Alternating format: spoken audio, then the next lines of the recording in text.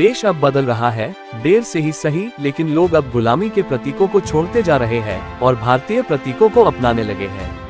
प्रधानमंत्री नरेंद्र मोदी ने वर्ष 2022 को 15 अगस्त को पंच प्रण लिया था, जिसमें एक प्रण गुलामी की निशानी को खत्म करना भी था।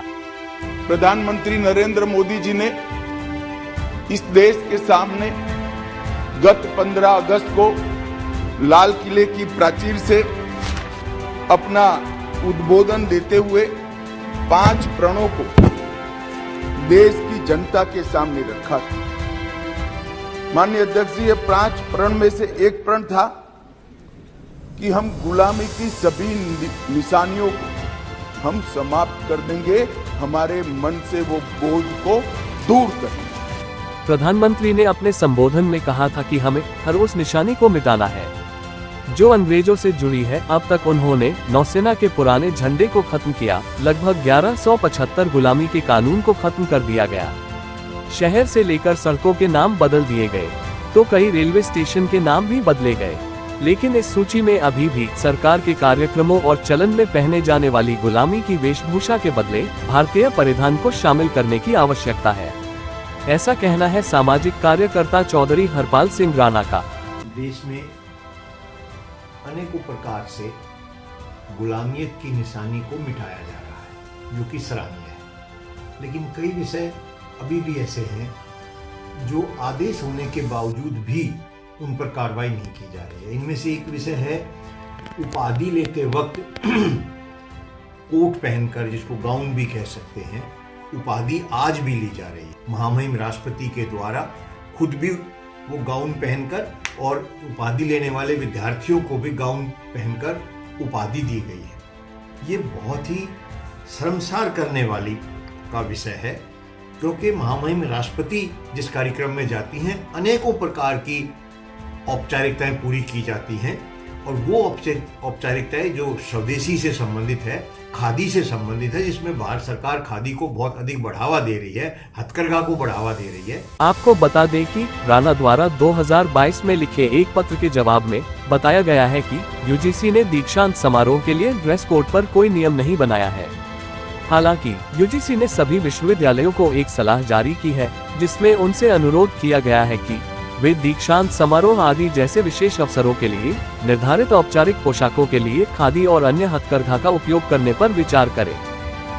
आदेश किए गए हैं, ये आदेश जो हैं किए गए हैं 2015 में और 2019 में, जिसमें ये कहा गया है कि खादी और हथकरघा विश्वविद्यालय अनुदान आयोग के द्वारा ये आदेश किए गए हैं, और इसमें 25-26 जो विश्वविद्यालय हैं उनको ये चिट्ठी भी गई है, जो भारत सरकार के प्रमुख विश्वविद्यालय हैं उनमें ये चिट्ठी भी भेजी गई है।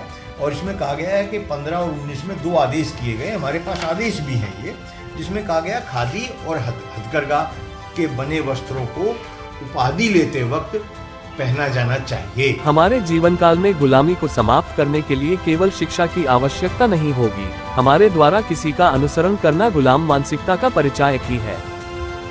हम अंग्रेजों के गुलाम थे और चीन जापान का गुलाम था। हम 1947 में आजाद हुए, चीन 1949 में आजाद हुआ, हमसे 2 साल के बाद।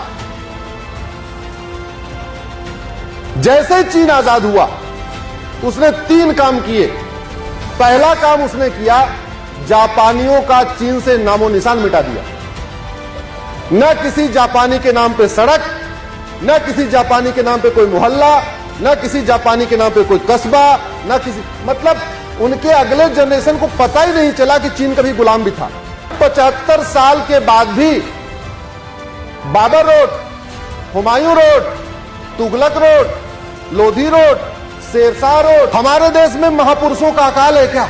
स्वतंत्रता के पहले बहुत से लोग अंग्रेजों की देखा देखी उनके जैसा रहन सहन अपना लेते थे। ये गुलाम मानसिकता का परिचायक है। इसी से मुक्त करने के लिए स्वदेशी आंदोलन चलाया गया था। आज भी भरी गर्मियों में लोग शादी में कोट पेंट टाई पहनते हैं, ये भी गुलाम मानसिकता ही है।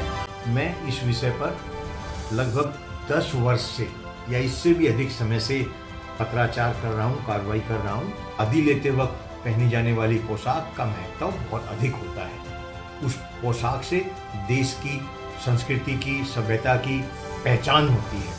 वो पोशाक विद्यार्थी के जीवन में अनेकों प्रकार से महत्व रखती है, लेकिन अभी तक भी वो पोशाक विदेशी पहनकर उपाधि लेने की जो परंपरा है ये गलत है।